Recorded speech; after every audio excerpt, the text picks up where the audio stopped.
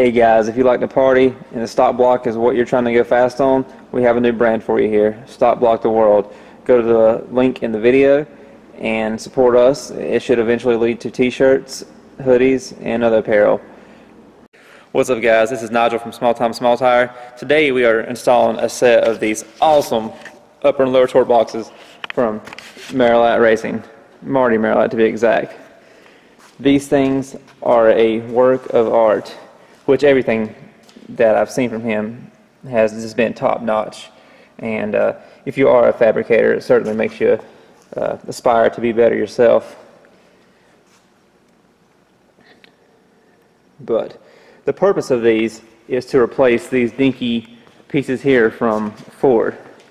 A lot of guys with bolt-on cars will actually tear out their torque boxes on with a factory 302, and that's pretty pitiful considering what those things make. We had battle boxes before, but we were at a point that we did not have any more adjustability, which we definitely needed, and it was limiting us. We were having trouble fighting the power wheelies. We tightened the car up, and it would want to spin once it was tightened up. So we loosened it back up, and then it would roll out about 60 feet or 40 feet and start power wheeling. So this time when we were redoing the car, we were like, we're going to do torque boxes. And in our opinion, Marty makes the best ones on the market.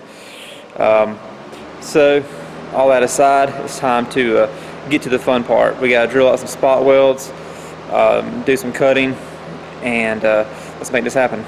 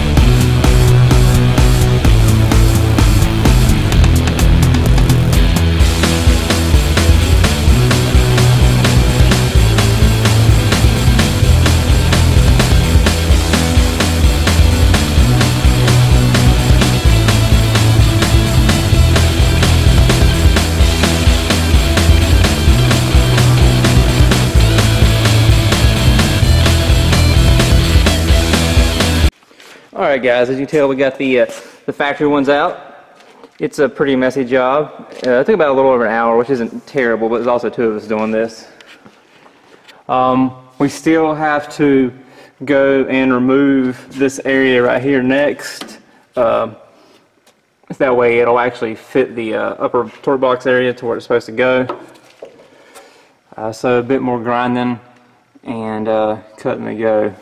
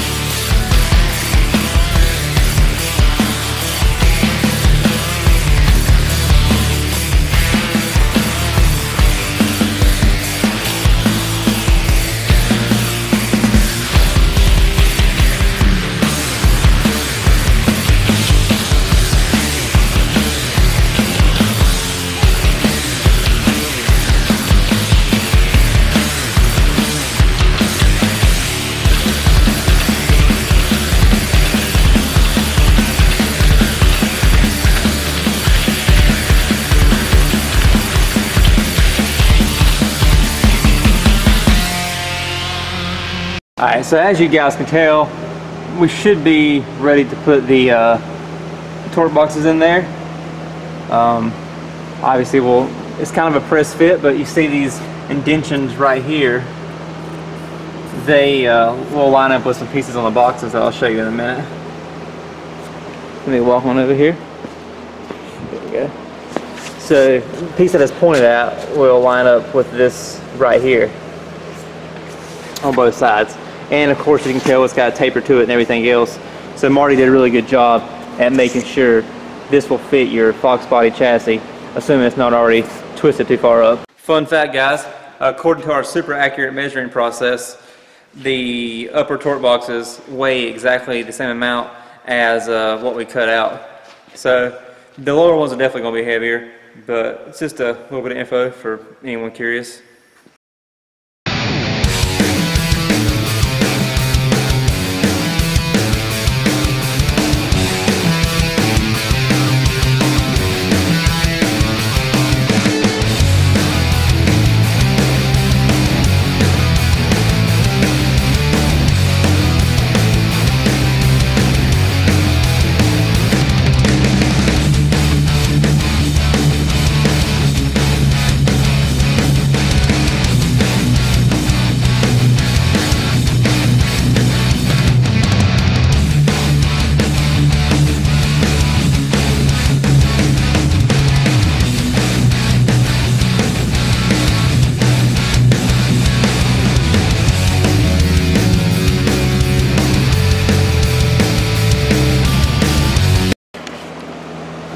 Alright guys, we got the torque boxes in place and leveled.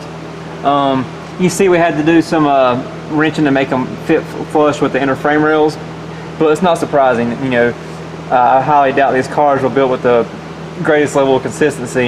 And anytime you're installing something like this, and you think everything's just going to fall in place, you probably shouldn't be installing it. But I got some pretty good tacks over here. You know, we wanted to get the boxes as flush as possible with the frame rails.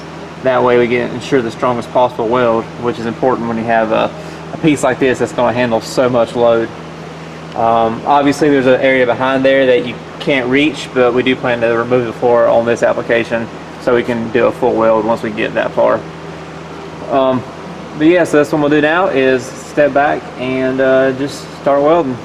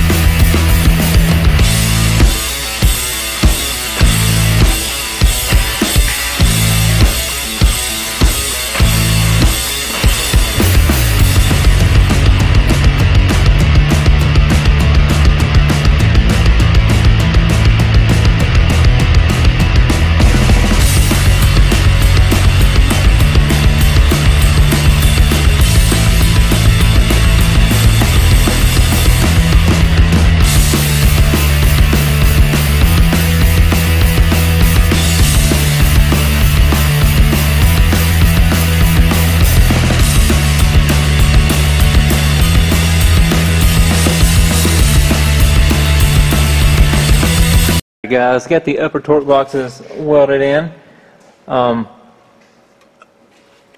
figured out that you can get up and behind there a decent amount. I'll have a light with me in a moment. With a TIG, if you have a MIG, you can get up a little bit further. And like I said, we're going to cut the floor out anyway, so that'll give us access. But yeah, it took about 40 minutes of welding, give or take. Some awkward spots. Alright guys, so now upper torque boxes are complete. We're going to move on to the lower torque boxes. We just, I'll describe along the way what we got to do. At the moment we are currently analyzing it.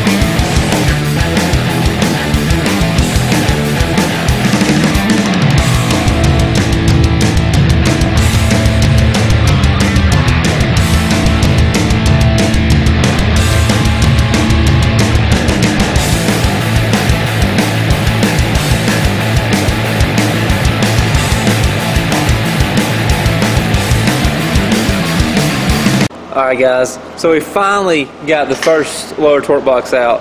The lower side sucks a lot worse than the uppers. Basically what you gotta do is drill a bunch of spot welds out, and we just did some cutting as well just to get access to some stuff so we could remove it. It's you can see this side is still in there with some of the spot welds drilled, and man, it sucks. This is not fun on these lowers. But this side, just obviously got a lot more cleaning up to do. but at least we're getting there. It's been a long process. All right, guys, another update. Got everything cleaned off in here for the box to go in. And if you'll notice on these aftermarket boxes here, you have to have access to your bolt adjustment holes. From the factory, it's not like that. So what you do is you figure out where it sits at, and you trace it out. Then you just speed square, get over to this side. And essentially, you're going to cut that square area out on both sides. And when you're done with that, on the outside, you install this, basically we call it a window ledge right here, and you just weld it in too, but that way you have actual access to all your new points of adjustment.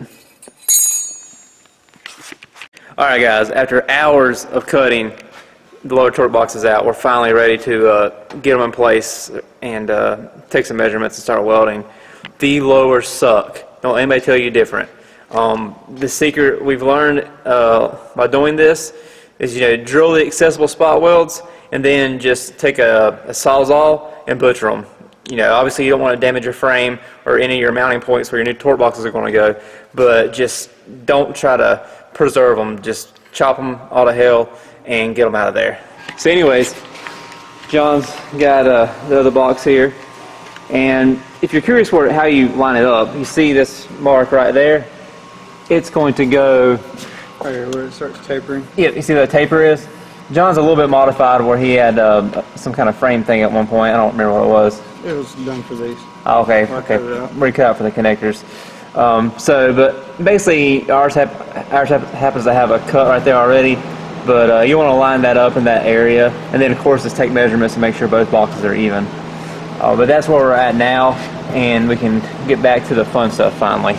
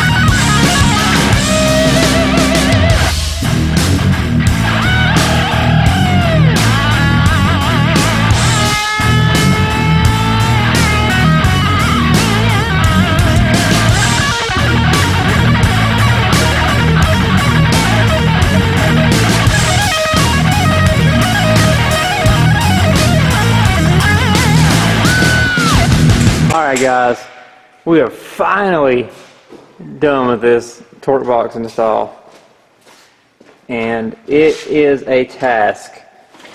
If you're going to do this by yourself, I strongly suggest having, close to, at least a day and a half, not 2 days, set aside. We can be left alone and just work and saw and weld. And obviously, the more you do it, the faster it'll get done.